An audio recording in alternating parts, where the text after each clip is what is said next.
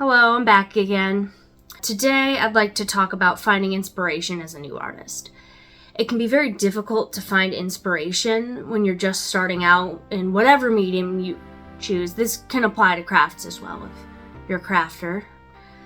Finding inspiration, in my opinion, is, in a weird way, kind of a skill.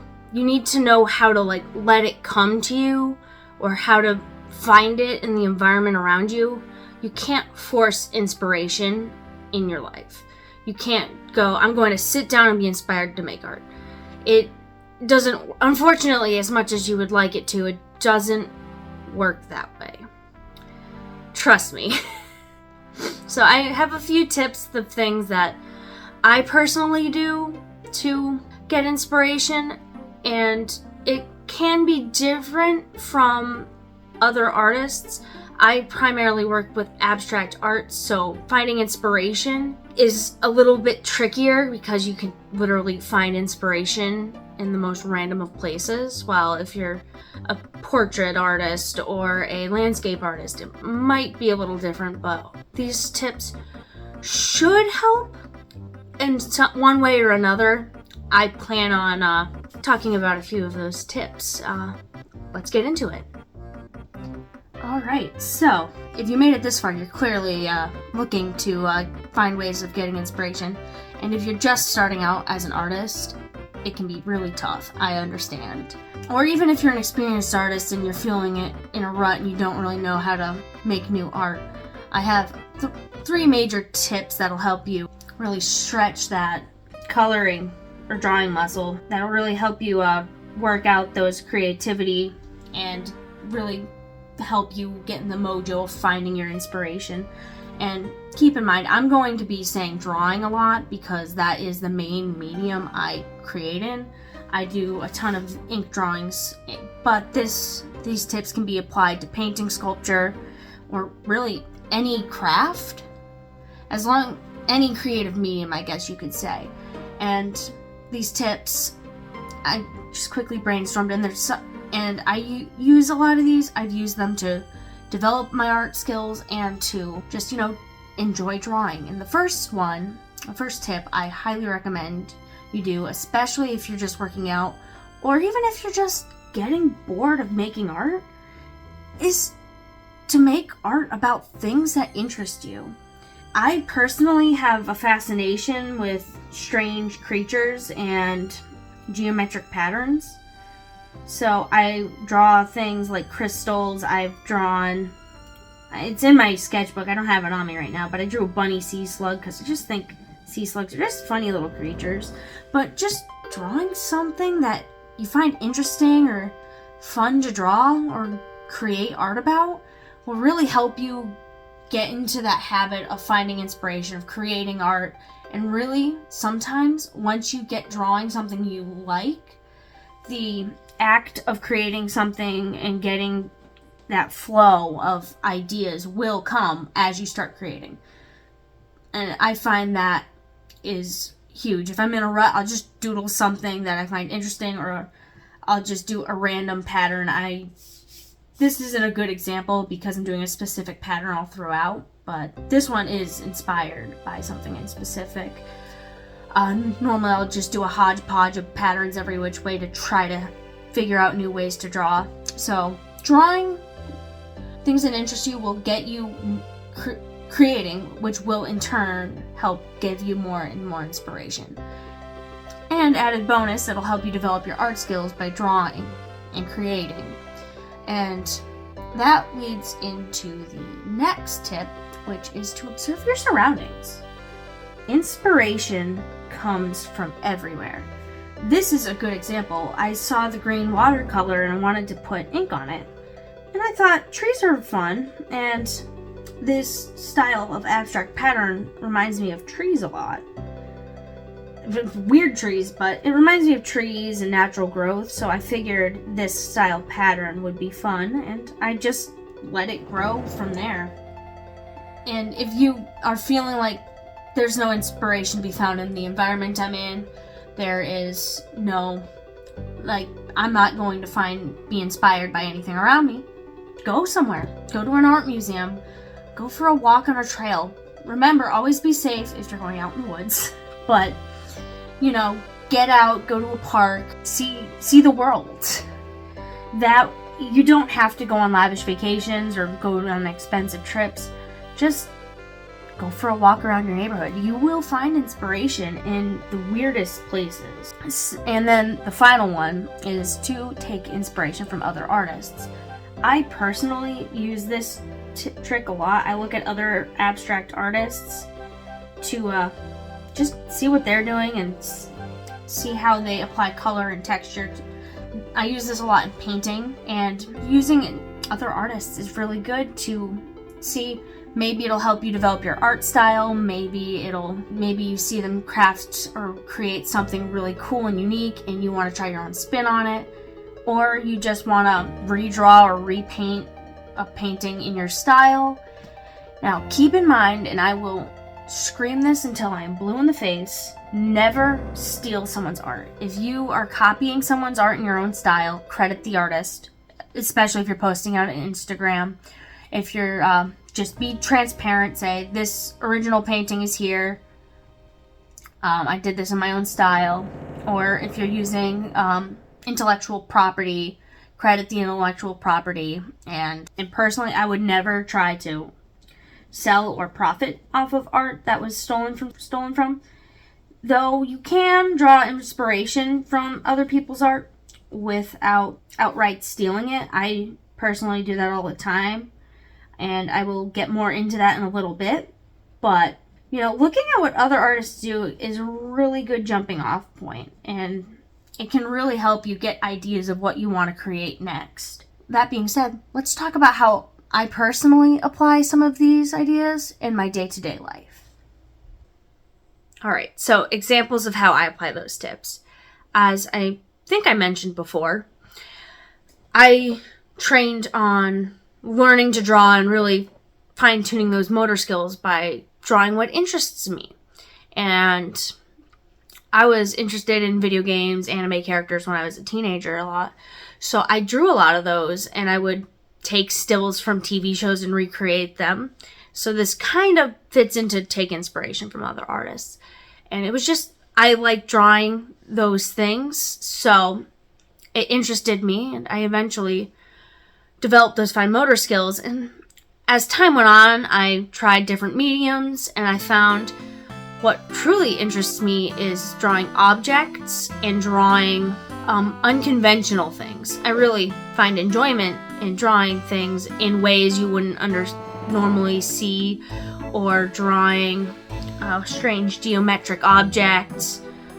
Some of my drawings I've done for fun are like cartoony crystals surrounded by trippy expanding lines. I enjoy fractals and mathematical patterns that appear in nature, so I draw a lot of those. So I do draw what interests me, and a lot of what interests me is strange, abstract, and fractal-like patterns. And I take, as I mentioned, I take inspiration a lot from the world around me. I find the natural world's chock full of interesting and unique patterns that can be applied to abstract art. And even in boring and mundane things, I have managed to find inspiration. One memory that comes to mind is, and I'll put the art that resulted from this on the screen somewhere, is I was at work and we were in one of the machine rooms, and one of the computers running the machine was old. It had this really wild, wacky, like expanding, I don't remember, it was a geometric expanding shape wallpaper or screensaver on it. One of those old computers with a screensaver. And it was fascinating, and I was in a rut, really. I didn't know what to draw next. I was working on my first coloring page, I was getting creatively spent. I saw that, I'm like, I think I know some abstract pieces I could make based on this screensaver. And honestly, the two works of art came out very different, but they both are really cool geometric pieces. I am really pleased with how they turned out.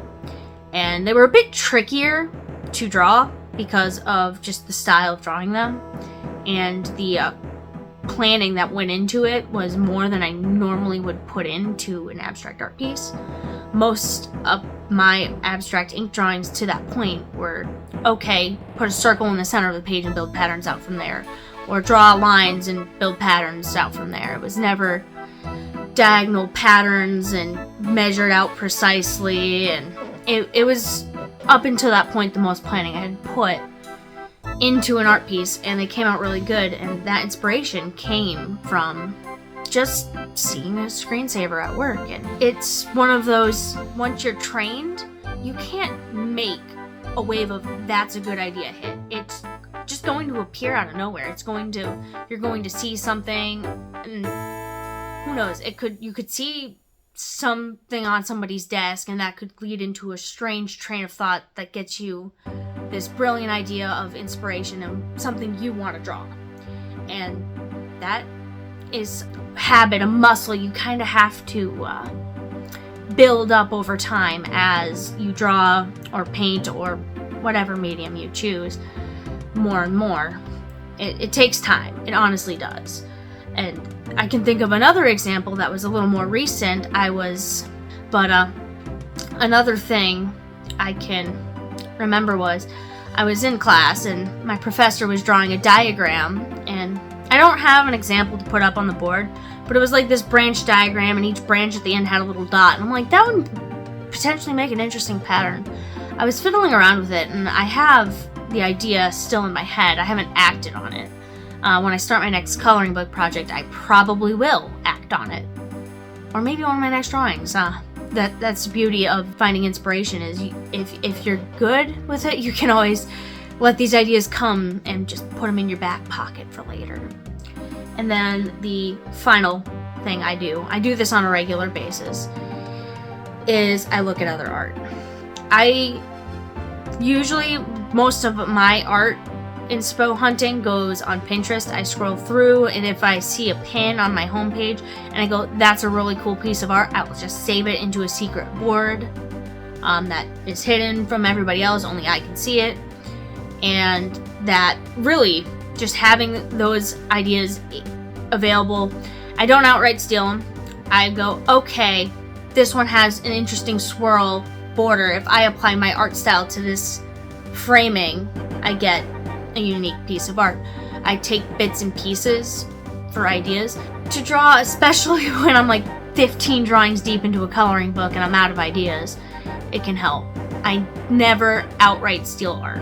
I always use examples as inspiration, so I don't outright steal art. And this method I used a lot in my reverse coloring project. That project involved a lot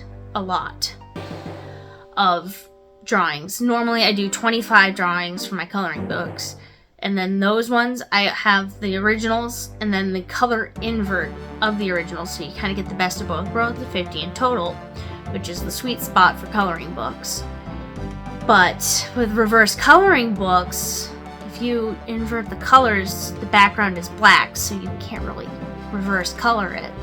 So my hands were kind of tied to have the project I envisioned was to draw 50 unique drawings. And that shouldn't be a problem, but it was working in color, something I had never really done before. That project, before that color was, like you saw the drawing earlier, I moved it, it's no longer on the desk, but that one I would color the background and then put the ink drawing on top. Doing the ink drawing patterns with color was something entirely foreign to me, so I really had to stretch the imagination and look for inspiration, and being able to look at what other people did with ink splatters or colors or just rainbow patterns in general really helped. And I never outright stole somebody's design or patterns. I literally took inspiration. But I mean, it worked.